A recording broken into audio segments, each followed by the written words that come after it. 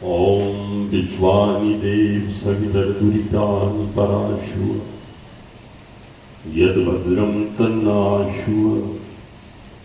ओम शांति शांति शांति सर्वारिष्टसु शांतिर्भवतु।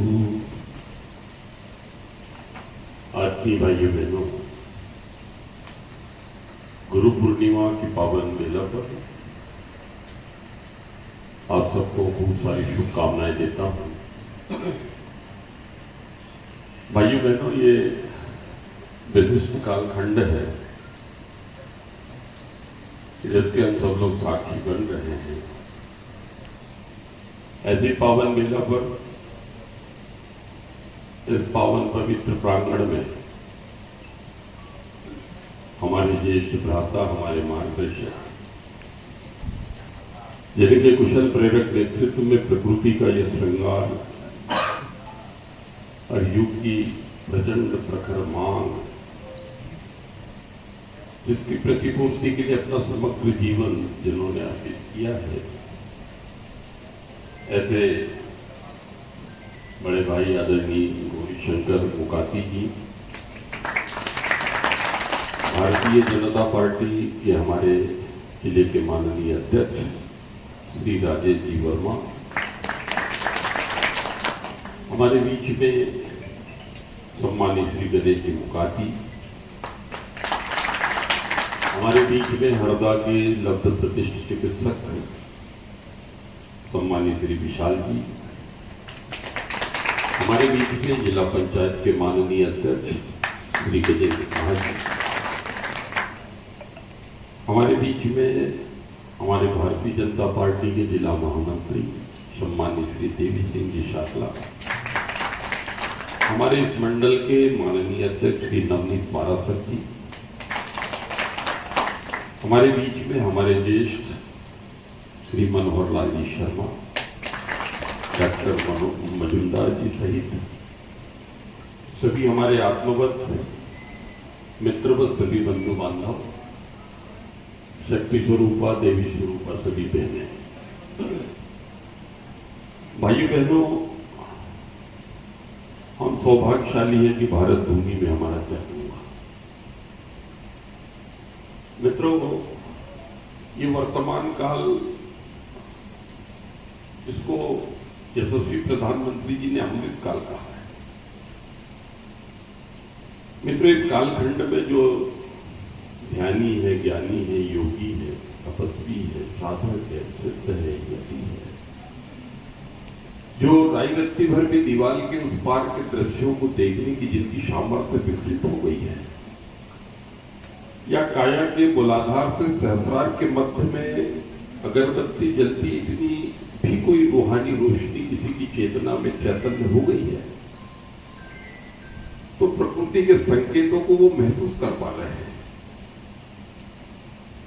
कि मित्रों, पृथ्वी की घूर्णन गति कम हो रही, गति जो पृथ्वी के घूमने की वो कम हो रही है। अब लगभग क्या है, अभी 24 घंटे का दिन रात होता है, अब 22.5 का होगा, 23 का होगा। ये गजब का पृथ्वी का बहुत ही एक सारे वैज्ञानिक चिंतित हैं।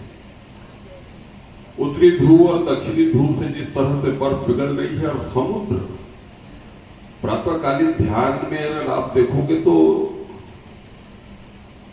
महासागर में उठती हुई ऊंची ऊंची लहरें और लहरों का जो धुआं है,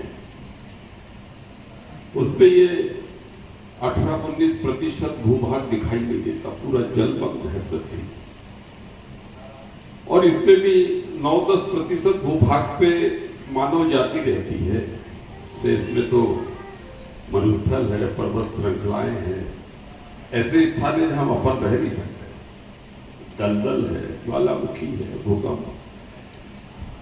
मित्रों, ये 10-11% भूभाग में हमारा निवास है। हम जमीन के भीतर जाके नहीं रह सकते, कुछ किलोमीटर के बाद हम नहीं रह सकते। तो ये इतना छोटा सा भूभाग हम सबका है, भगवान ने दिया। मित्रों, इसमें आज हमने सारी नदियां प्रदूषित कर दी। मित्रों, हमने वायुमंडल को प्रदूषित कर दिया। हमने ये अपने लाभ के लिए सारे वृक्षों को काट कर धरती को प्रचंड गर्मी की ओर हमने धकेल दिया। एक दिव्य दृष्टा ने बहुत ही बढ़िया चित्रण किया है। एक बौद्ध लामा ने लिखा एक जगह कि अगर इस पर नियंत्रण नहीं करोगे, पर्यावरण संरक्षण अभिवर्धन की दिशा में अगर आपने कदम नहीं बढ़ाया, तो आने वाले कल में जो संभ्रांत है, संपन्न है, जिनको रहना एसी में, खाना एसी में, गाड़ी एसी में, कार्यालय एसी, तो आने वाले कल में ऐसी स्थिति का जिक्र किया कि भीषण 40-45 का टेम्परेचर है और कोई ढीमर भाई अपने जाल में नदी से मछलियां पकड़ता है और तपती हुई चट्टान पर क्या है कि अपने जाल को मछलियों से, और जिस तरह से वो भीषण गर्मी में मछलियों का करुण अंत होता है, ऐसे लाखों लाखों लोगों की। भाइयों बहनों, ये हमारे आर्ट्स ग्रंथों में इन वृक्षों को स्थावर जंगलावर योनि कहा है। उन्हीं उपदेष्टाओं ने कहा कि ये जो पेड़ पौधे हैं ये भी कभी मनुष्य थे। गजब हो गया यार, आज विज्ञान उसके लिए आगे बढ़ रहा है। इस 84 लाख योनियों में गजब यार ये वृक्ष की। अच्छा, संवेदनाओं की दृष्टि से हमको पीछे छोड़ दिया। उनकी करुणा, दया, ममता, वात्सल्य हमसे भी प्रखर है, मुखर है। हमारी तरफ वृक्ष मुस्कुराते हैं, हंसते हैं। मित्रों,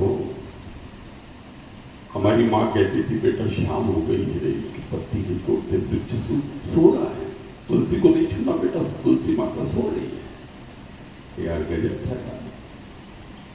किसी को खुजली हो जाए तो बड़े बुजुर्ग कहते थे कि पहले भैया 1 लोटा पानी पहले चढ़े आओ तो नीम के पेड़ को, और हाथ जोड़ के बोलना कि हे तुलसी देव, हे नीम देवता, मेरे बच्चे को खुजली हो गई है, अगर आपकी अनुमति हो तो कुछ पत्तियां तोड़ो।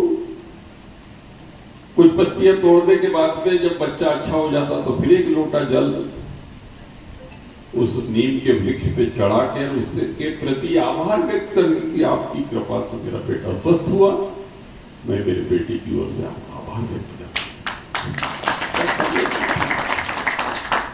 आज जिस निर्ममता के साथ में पश्चिम का अनुसरण करते हुए जिस तरह से हम भोग, लोग पेट प्रजनन और भोग और भौतिकी के बाहर दिखाई नहीं पड़ते। लोग ताली बजाते तो यहाँ पे पेट के पास बजा रहे, भैया पेट के पास ताली नहीं बजती मेरे भाई, आप हृदय के पास लाओ। पेट प्रजनन से बाहर ताली भी नहीं ठोकते।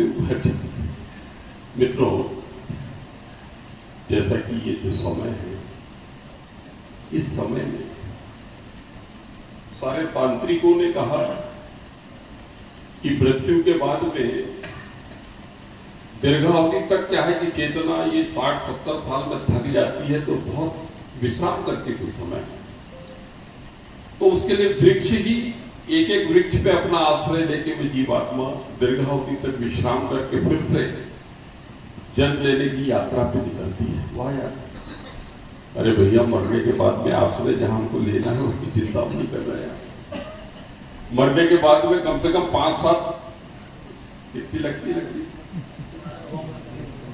5 कुंटल 5 कुंटल लकड़ी लगती है एक आदमी को जलाने के लिए। अरे भैया जाने के पहले यार 5 कुंटल लकड़ी के लिए काम करें। भाइयों बहनों, ये विषय संवेदनाओं से भरा हुआ है। तो ध्यानस्थ स्थिति में देखोगे तो वृक्षों से क्या है, श्वेत बादलों की तरह ऑक्सीजन निकलकर आप तक पहुंच रही है, जो सांस जा रही है, आ रही है। ये कौन, क्या है ये वृक्षों से आने वाली ऑक्सीजन है जो आपके भीतर जा रही है। आप क्या दे रहे हो प्रकृति को? आपके भीतर से जो निकलता है वो काला कार्बन डाइऑक्साइड है। जो वृक्षों का भोजन हमारे द्वारा उनको मिलता है, उनका भोजन हमको मिलता है। हमारे पास से लगातार कुछ जाता है उनके पास से हमारे पास कुछ आता है। हमारा एक दूसरे पर जीवन आश्रित है, हम एक दूसरे से अविच्छिन्न रूप से जुड़े हैं।